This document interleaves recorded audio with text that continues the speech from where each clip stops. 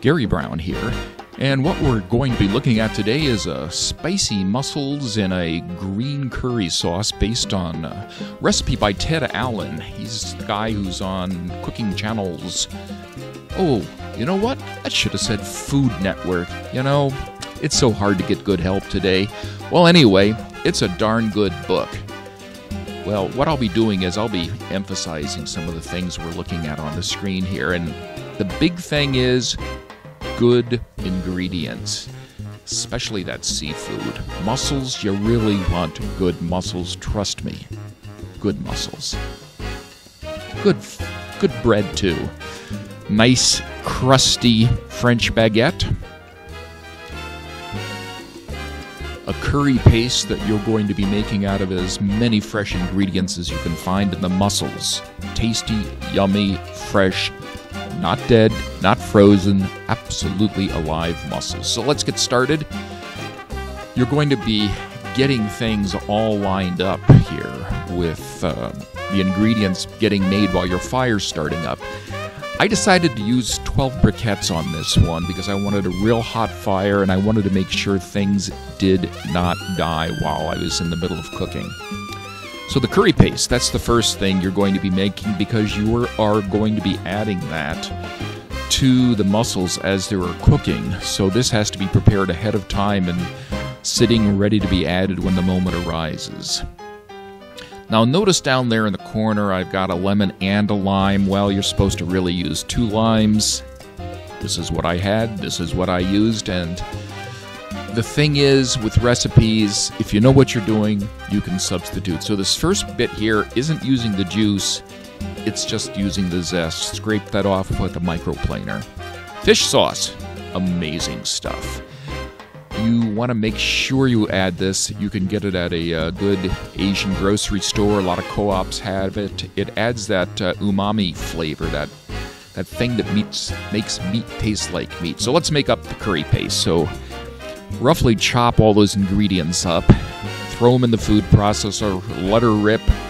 Takes about 30 seconds, and you're going to end up with a really nice bright green curry paste. That's going to be added to the mussels as they're cooking. So the Cobb, this has probably been heating up for about 20 minutes now. Want to get the oil nice and hot. You have a baguette sliced, and that's going to be popped into there, browned on both sides. When you flip it over, the bread will be nicely oily. Good time to sprinkle a little bit of salt. You want to rub a garlic on there. Makes it all the better. So now we're getting ready to do the cooking proper.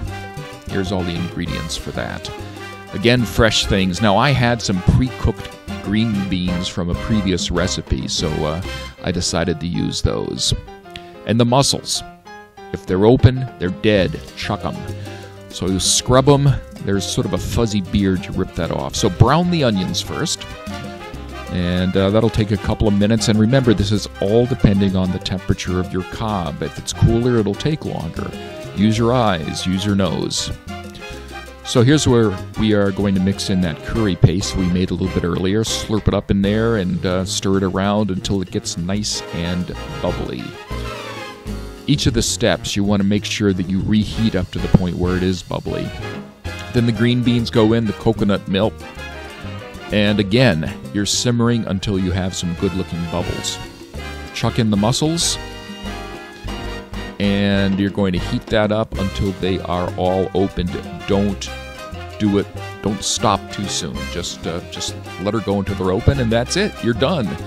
Mix things up. Put on those. Put on the cilantro. Put on the Thai basil. I picked some right out of our garden, and put it on the table with your crostinis and dig in. It is good stuff. There were no leftovers. So you should check out the Cobb Chef USA page on Facebook. Cornelia does an incredible job, and get a copy of Ted Allen's book, Food Network, not Cooking Channel. So until next time, thanks for watching. Check me out on YouTube. I'm under Fused Light. Thanks for listening, and thanks for watching.